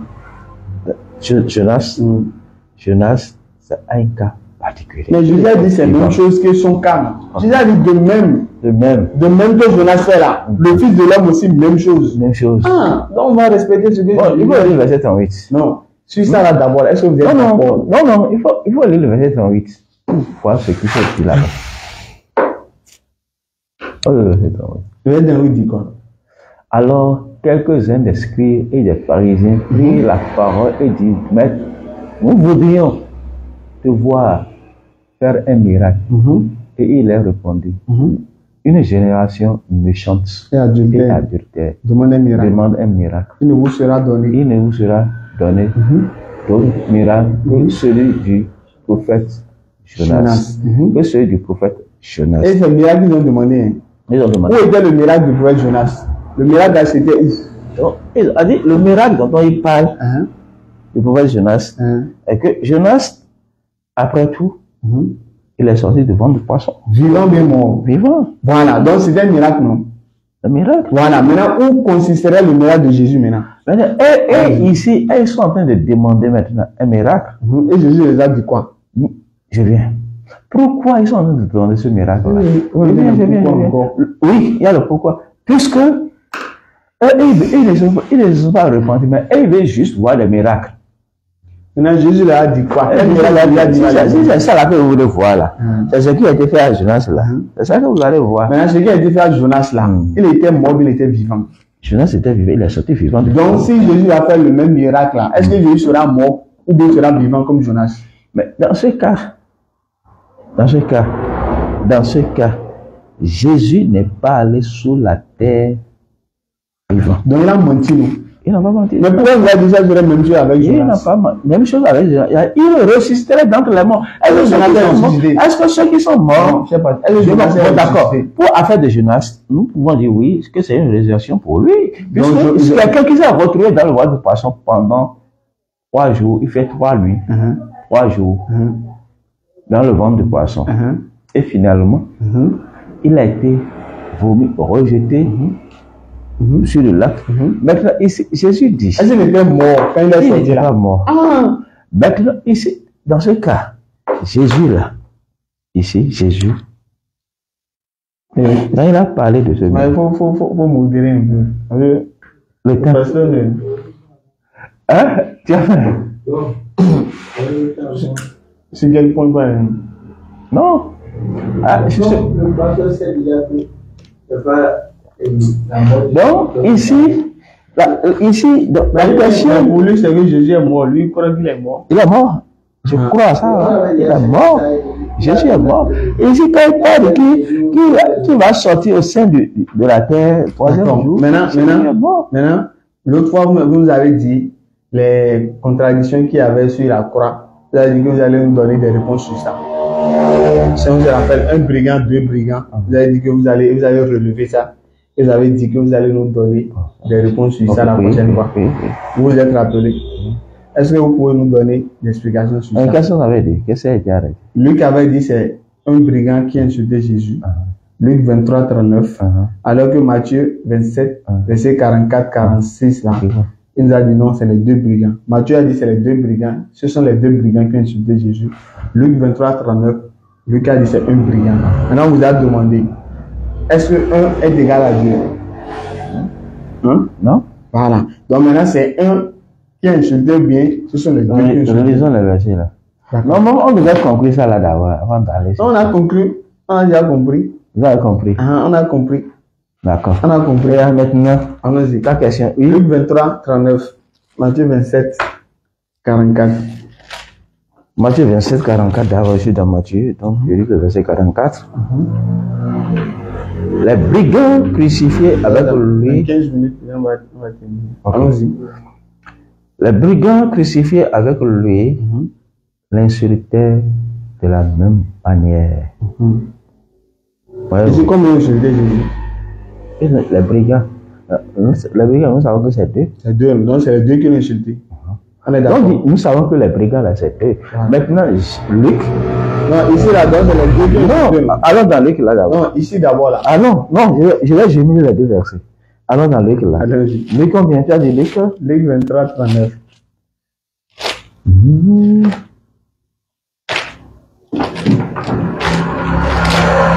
La vérité est là, pasteur. Non, la vérité, c'est là, 23, 39. J'ai refusé, je n'ai pas nié. Non, vous refusez ce que Jésus-Christ dit. Vous me chercherez, 23. vous ne le trouvez pas. Vous avez dit qu'il le trouve. Bon, on va faire des recherches sur ça, tu reviens encore. Non, c'est pas ça me fait mal que vous n'acceptez pas ce que Jésus a dit. Puisqu'il faut voir tout ce qui s'est passé. Ce qui s'est passé là. Luc 23. Luc 23, 39. 39.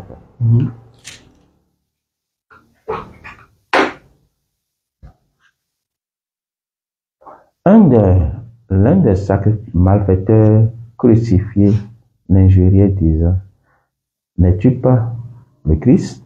Sauve toi-même et sauve-nous. Lui a précisé. Mais tandis que Matthieu n'a pas précisé. Il y en a combien insulté? Je veux savoir. C'est une seule. Quand même, vu ce qui s'est passé sur la croix, c'est une seule personne qui a insulté Jésus sur la croix. L'autre brigand, là où c'est ça, pourquoi il dit ici, l'autre et Luc, il a été clair, il a précisé que quoi? Que l'un des brigands. Donc c'est un, non? Mais Matthieu, par contre, Matthieu, lui, il a dit des brigands. Vous avez dit par contre. C'est dit antagoniste. Il dit des brigands. C'est ce que lui a dit. Les brigands. Les brigands. Les brigands, c'était combien? Oh, ils étaient deux. Deux, non? Oui. Maintenant, Luc a dit un, non? Luc a dit un. Maintenant, c'est un, mais c'est deux. Mais c'est la même chose. Lui, il a précisé. Que quoi? Que c'est telle personne. Alors, je viens. Nous sommes combien ici maintenant? Nous sommes trois. Nous sommes trois, là. Donc, nous sommes trois ici. Ce que nous disons est très simple. Peut-être nous sommes ici maintenant. Et quelque chose s'est passé. Quand quelque chose se passe. Vous voulez qu'on laisse le verset simplement? Non! C'est sur le verset qu'il a vu dessus. Non, sur le verset. Non, c'est un verset, deux. Viens. Quelque chose s'est passé. Quand j'ai trouvé trois personnes là, ces trois-là, ils ont dit si. Bon, c'est à nous maintenant de dire non, c'est telle personne qui a dit ceci. Maintenant, finalité. Voilà, non, la finalité est que c'est un brigand qui a insulté Jésus. C'est pas les deux, non? C'est pas les deux. Maintenant, il faut lire Matthieu maintenant. Lisons Matthieu. Vous avez dit, lisons Matthieu 27 là. 27, 44, non? Jésus dans 44 là. C'est pourquoi elle dit, il a précisé. C'est bon. Maintenant, Matthieu, il a dit, tel que nous sommes ici maintenant. Non, tel que nous sommes ici, Et nous sommes en train de parler. Si quelqu'un vient parler, je suppose, on va dire, lui n'a pas précisé, Matthieu n'a pas dit c'est tel. Matthieu a dit combien? Les brigands étaient combien? Nous sommes combien ici? Non, nous sommes combien ici? Parce que on parle pas d'ici, on parle de la croix ici. Non.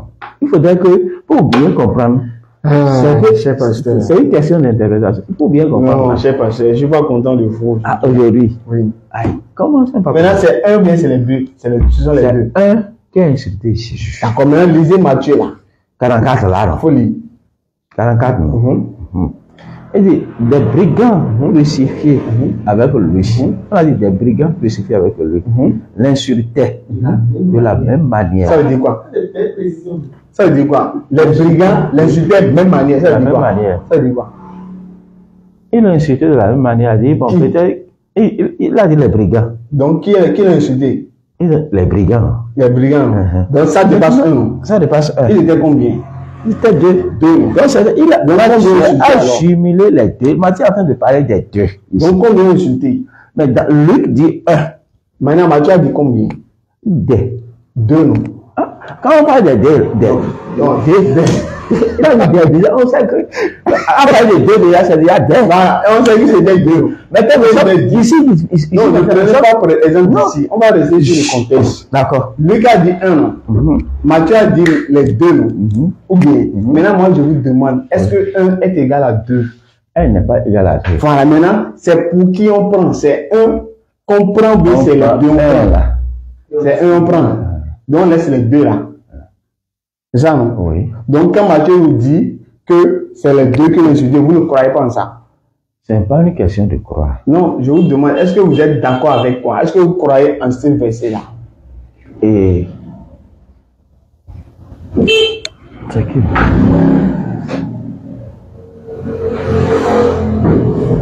Si on veut nous voir.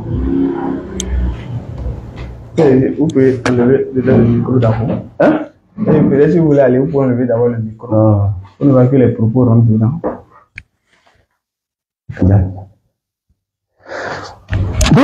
Donc c'est 1 ou bien ce sont les deux? Retenons que c'est 1. Donc Matthieu a dit les deux là, vous n'êtes pas d'accord? Non, quand il a dit les deux, c'est des brigands, non? Il a dit les deux. L'autre a bien précisé que c'est 1. Mais lui, non, pourquoi moi, vu ce que les brigands, Jésus a dit aux brigands déjà sur la croix, on sait que c'est une personne qui a insulté Jésus. Donc, ce n'est pas les deux, non? Parce que les deux ne peuvent pas l'insulter de la même manière. Et Jésus va promettre à la dire à 1. Donc, je lui ai dit que, pas bête. Je lui ai dit que Matthieu qui a dit c'est les deux là, lui là, il a menti, non? Il n'a pas dit que Matthieu a menti. Donc, il a dit la il n'a pas précisé. Il n'a pas donné une précision. Il a dit les brigands. Luc a donné une précision. La précision de Luc, c'est ça qui est de la même manière. Il faut pas de la même manière. Je ne vous dis pas. C'est la même chose que l'autre a insulté. C'est la même chose que le deuxième aussi a insulté. Parce qu'il a entendu, il a précisé que c'est de la même manière. S'il a dit les deux brigands l'ont insulté, on peut comprendre. Mais il a dit de la même manière. Je lui ai dit c'est la même chose que le premier a fait là. C'est ça. Le deuxième aussi, c'est ça qu'il a fait. Donc je lui ai dit c'est les deux qui ont insulté la même chose. Mais lui qui a dit non, c'est un seul. Maintenant je vous demande, on retient pour qui? Il faut retenir pour Luc. On retient Luc, non? Donc pour Matthieu là, on laisse, non? On retient Luc, c'est un brigand qui a insulté. Donc on laisse pour Matthieu là. Ils vont laisser tomber. Donc vous ne croyez pas en ce que Matthieu a dit alors? Ce que Matthieu a dit. Vous ne croyez pas, vous n'êtes pas d'accord. Ce que Matthieu a dit là est bien dit. Qu'il a dit de la même manière. Et c'est pourquoi il donnait les gens, moi, il dit non. Non, est-ce que vous êtes d'accord avec ce qu'il a dit? C'est ça que je veux savoir. Avec ce que Matthieu a dit. Nous sommes au nom de toi ici maintenant, non? Non, mais écoutez-moi. Ce que je dis, c'est. Je parle de la Bible, je parle pas de nous. Tu parles de la Bible, non? Tu parles de la Bible. Oui. Alors vous êtes d'accord avec ce que Matthieu a dit? Que c'est les deux mêmes manières l'ont insulté, vous êtes d'accord? Quand il a dit de la même manière, c'est une question de communication. Non, est-ce que vous êtes d'accord aujourd'hui? Je suis d'accord. Donc c'est les deux qui l'ont insulté? Je suis d'accord que Matthieu a dit que de la même manière, mais lui qui a été clair. D'accord, mais Matthieu a dit que c'est les deux qui ont insulté. Lui a dit c'est les deux, mais lui. Vous êtes d'accord? Oui. Que c'est les deux? Donc c'est pas un seul alors? Écoutez, j'ai déjà dit, écoute-moi, que vu ce que Christ a dit sur la croix. Je ne suis pas encore sur Christ là. Je suis Matthieu là. Matthieu et lui. Que soit un. Maintenant, d'accord. D'accord. Que soit un, que soit deux là. Retenons que il y a un brigand qui a insulté Jésus. D'accord. Mais c'est pas ce que Matthieu nous a dit. Bon. Matthieu ne nous a pas dit. Si tu veux bailler sur ça, hein? Matthieu nous a dit que c'est les deux en même temps. Matthieu ne nous a pas dit que c'est un. D'accord. Bon, si c'est ça là, on va encore revenir sur celle de celle-là après. Encore? Oui. D'accord, ça c'est un. Maintenant, le voile qui s'est déchiré là, c'est avant la mort, bien après la mort. Tu as le verset, non? Il faut lire le verset. Le verset, ça dit quoi? C'est-à-dire le verset nous dit les deux, quoi. Luc nous dit avant, Matthieu nous dit après. Maintenant, on est perturbé. Encore être perturbé. Maintenant, est-ce qu'avant égale après? Ok. L'autre fois, vous avez noté ça. Hein? J'ai noté ça. Bon, c'est il y a longtemps. Donc, normalement, vous étiez censé faire des recherches, vous nous avez promis que vous allez faire des recherches sur ça. Il y a longtemps. Luc 23, 45. Luc 23, 44. Luc 23. Verset 44. Matthieu 27, 50. Non, Luc 23. 44. Marc. Pas Marc. Tu prends Marc. Matthieu. Matthieu 20. Vous pouvez prendre Matthieu 27, 50, 51. Et lui va vous donner pour Marc encore. Il va donner pour Marc. Marc 15, 108. Maintenant, on va aller maintenant. Luc 23, 45. Doucement. Attends, le computer va arriver.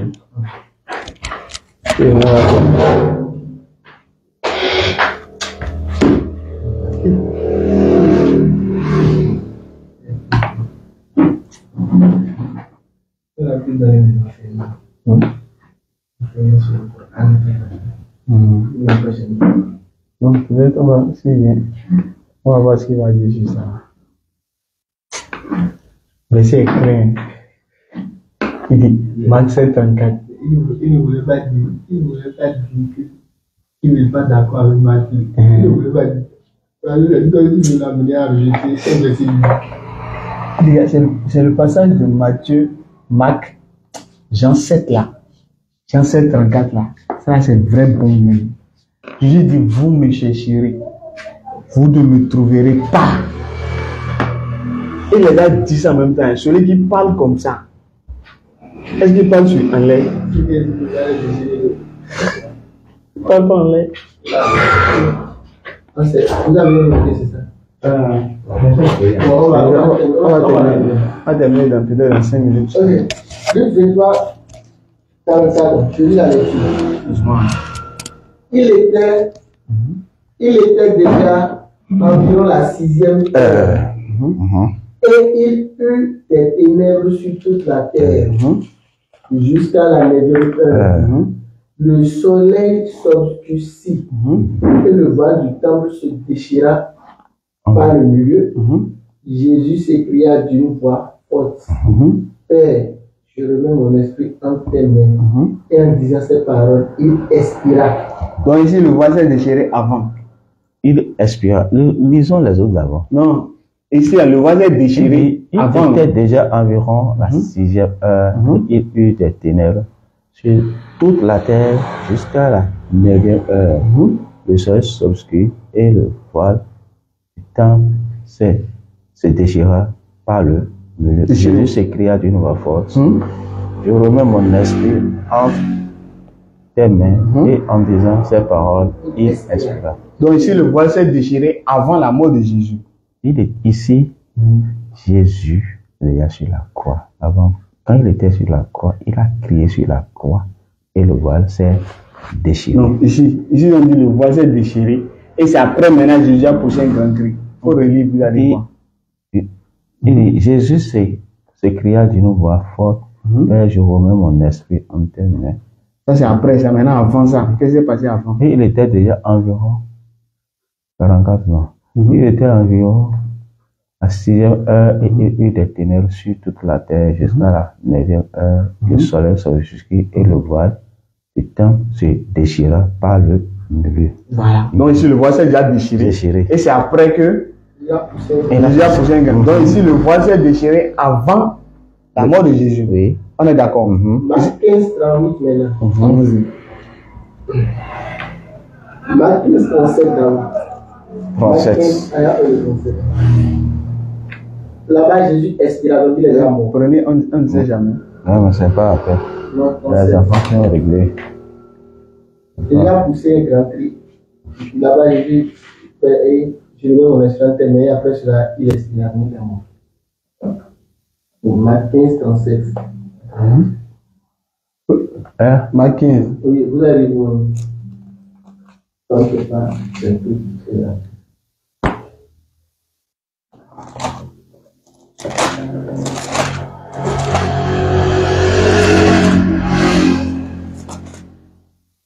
15:37.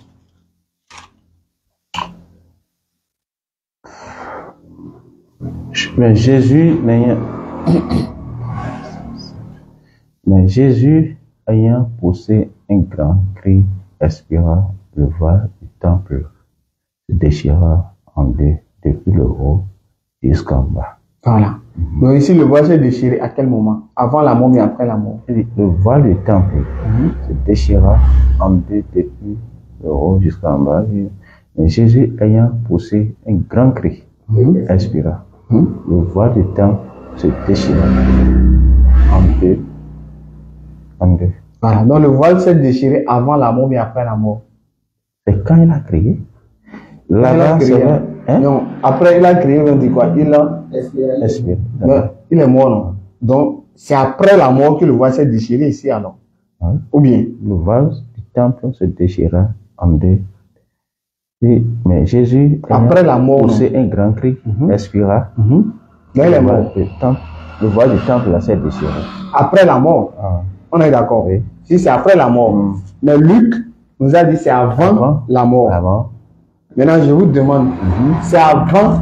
Est-ce que avant et après, c'est la même chose d'abord? C'est la même chose. C'est pas la même chose, non? Maintenant, c'est avant la mort, ou bien c'est après la mort que ça s'est divisé maintenant?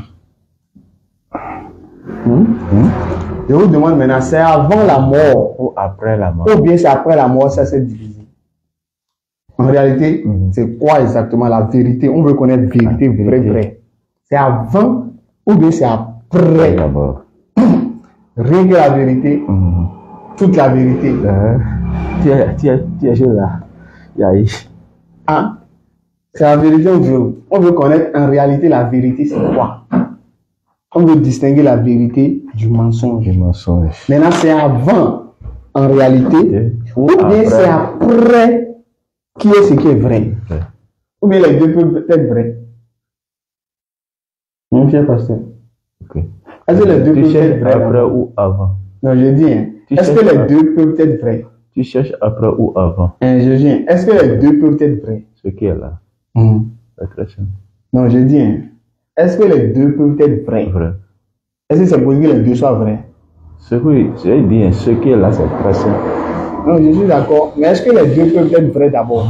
Écoute-moi à résumer les versets. Écoute-moi. Allons-y. On dit le voile s'est déchiré. Pourquoi le verset déchiré d'abord? Je reviens sur le verset. Parce qu'avant, tout le monde n'avait pas assez au lieu saint. D'accord? Maintenant, on dit le voile s'est déchiré. Que ce soit avant, que ce soit après, ce qui est essentiel, ce qui est à retenir est que le voile du temple s'est divisé en deux. Le voile s'est déchiré et le lieu saint que tout le monde n'avait pas accès, les gens ont eu maintenant accès à ce lieu saint. D'accord. Mais si on va vouloir faire cela, chercher à comprendre si c'est après, si c'est avant, il va falloir que nous puissions quand même rentrer encore dans les commentaires. Est-ce que c'est ce que les versions disent? Luc là, est-ce que là dit que ce soit avant ou après? Il y a un qui a dit avant. Il y a un qui a dit après.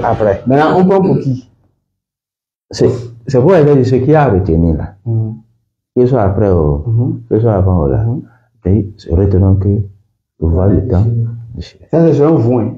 Ah, c'est selon moi ça. Voilà. D'accord. C'est ce que moi je retiens. La secte selon moi, c'est ce que moi je retiens.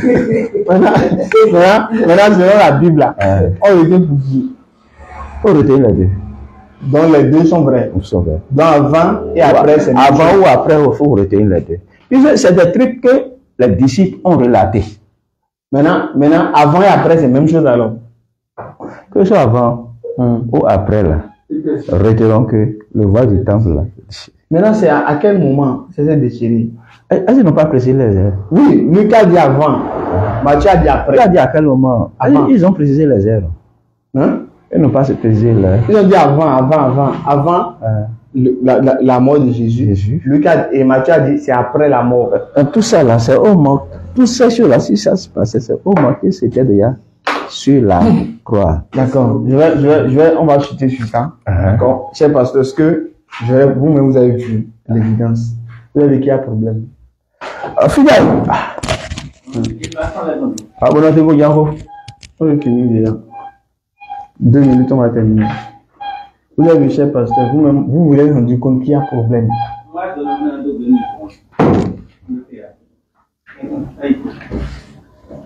Et pasteur, 2 minutes, on va finir. 2 minutes. Vous avez vu qu'il y a l'évidence qui est là. Vous avez vu qu'il y a un problème là. Est-ce que Dieu peut être à l'origine de ces erreurs-là? Est-ce que Dieu peut révéler avant et va révéler après? Est-ce que Dieu peut faire ça? Je vous demande d'abord, est-ce que Dieu peut faire ça? Non. Voilà. Maintenant, si Dieu ne peut pas faire ça, et que vous avez vu ça dans la Bible, votre premier réflexe serait quoi? Tu veux dire, il y a un problème. Tu veux dire, on ne peut pas faire confiance alors à la Bible. Ah bon? On a vu que le pasteur ne s'est jamais rendu compte de ça. Oui, vous n'avez jamais peut-être vu ça. Et l'autre fois quand vous avez sorti ça, vous avez dit que vous allez faire des recherches. Et la prochaine fois qu'on va se voir, vous allez nous revenir. Si c'est encore j'avais fait, mais c'est là où j'ai dit. Mais si vous avez fait normalement, ça, au moins quelque chose devait rester. Parce que ça là c'est important, ça, il s'agit de la croix. Et c'est ça vous croyez. C'est la doctrine chrétienne. Donc, et s'il y a déjà erreur sur les choses des événements de la croix, je lui ai dit ça doit repousser. Est-ce qu'en réalité, j'ai de raison de croire en quelque chose qui est ambigu? Ça, ce n'est pas qu'on me dit c'est 1, on me dit c'est 2. On me dit c'est avant, on me dit c'est après. On me dit là bu, on me dit n'a pas bu. Donc, tout ça là, ça doit être réveillé normalement. C'est vrai que je suis né dedans. C'est vrai que c'est peut-être on nous a enseigné qu'il est mort, on m'a enseigné. Mais ce que je viens lire de mes propres yeux, c'est pas m'a dit, j'ai lu. Et je vois il y a déjà des ambiguïtés comme ça. En ce en quoi j'ai mis ma foi, non, je dois réfléchir. Il faut que je réfléchisse pour voir pourquoi c'est comme ça. Et on sait que Dieu ne peut pas se contredire. Mais si les apôtres là, Dieu ne se contredit jamais. Voilà. Alors, est-ce que alors les contradictions, écoute-moi, les disciples n'ont pas relaté les faits là au même moment. D'accord? Non, peu importe le moment qu'ils ont relaté les faits là. C'est déjà là. Tout est déjà ici. On le refait. Mais est-ce que c'est le moment? Les disciples qui ont reporté ce qui a été dit. Maintenant, qui les a ceux qui sont à l'origine de ces erreurs. Donc, c'est Dieu à quoi? L'erreur est due à qui? À Dieu ou bien aux disciples? D'accord. Moi, je ne veux pas dire que c'est une erreur pour l'instant. Mais retenons que le voile du temple.